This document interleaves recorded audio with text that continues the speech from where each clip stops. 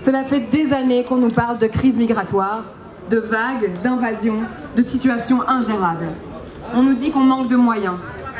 Et donc, il n'y a pas d'accueil. On réprime, on dissuade, on expulse.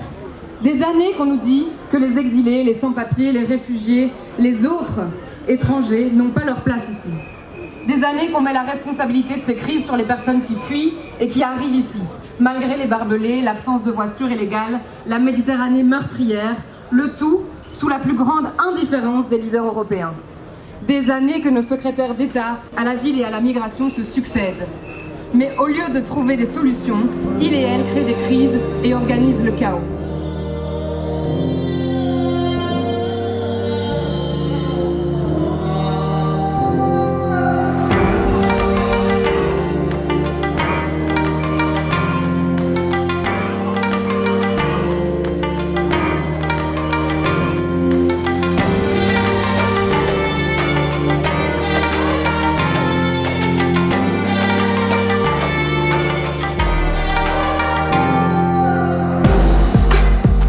Ça fait aussi des années que les citoyens et les citoyennes de Belgique et d'ailleurs montrent qu'un autre accueil est possible. Le mouvement citoyen montre que l'autre, qu'on essaye de rendre différent, étranger, clandestin, n'est pas un chiffre, un concept ou un terme, mais bien des hommes, des femmes discriminés, mis en danger par des politiques profondément violentes, racistes et inhumaines. Depuis février 2022, des centaines de milliers de personnes fuient la guerre en Ukraine pour trouver refuge dans les pays voisins. La solidarité se remet en marche, la citoyenneté européenne répond avec la réactivité remarquable qu'on lui connaît à chaque vague migratoire. Et inédit, les gouvernements suivent. On ne peut que se réjouir d'entendre nos dirigeants reprendre dans leur discours nos revendications de devoir de solidarité, de réponse à l'urgence, d'accueil digne et humain. On ne peut que se réjouir de voir débloquer des solutions inédites et revendiquées depuis tellement longtemps. Des voies sûres et légales de migration, des facilités dans l'accès à l'accueil, aux droits et aux soins. Mais on ne peut pas s'empêcher de le voir.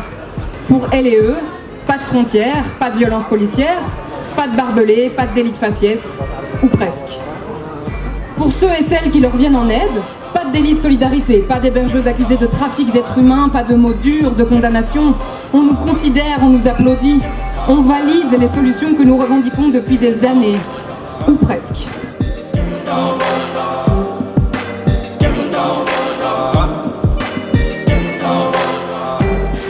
La couleur des quais de gare, les gares routières, les zones de dispatching et de stand-by changent. Non, désolé, il n'y aura pas de place pour les personnes comme vous, vous n'êtes pas prioritaires. Mais les personnes comme qui exactement? Quels critères? Qui décide? Qui applique? Les discours nauséabonds sur l'immigration de qualité se font entendre sans même que l'on trouve ça condamnable. On entend aux frontières de la Pologne qu'une partie de la population, dont les personnes racisées, les étudiants, les étudiantes, les travailleurs, les travailleuses, les hommes et les femmes d'une certaine couleur, se voient refuser leur droit de quitter un pays en guerre. Ceux et celles qui arrivent à braver ces frontières et qui arrivent en Belgique avec leur famille se voient renvoyés devant le petit château où la Belgique bafoue chaque jour le droit à l'accueil de milliers de personnes, racisées pour la plupart d'entre elles. Ça vous rappelle rien? Nous si.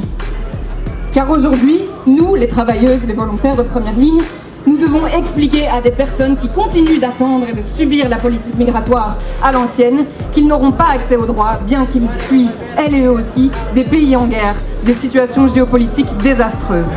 Pour nous, la honte. La honte de devoir les regarder dans les yeux, de devoir assumer cette politique migratoire arbitraire. Car si jusqu'ici le racisme se cachait derrière le manque de moyens et d'accueil, la situation actuelle a le mérite de le rendre public et visible de toutes et tous.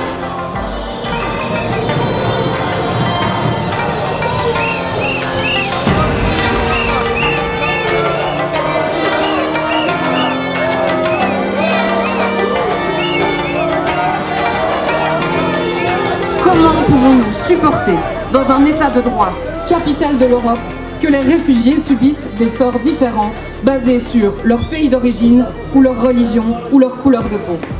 Aujourd'hui, comme depuis des années, il y a urgence. Les dispositifs d'accueil sont saturés, les demandes d'asile sont refoulées, pas assez de place, pas assez de personnel, pas assez d'argent.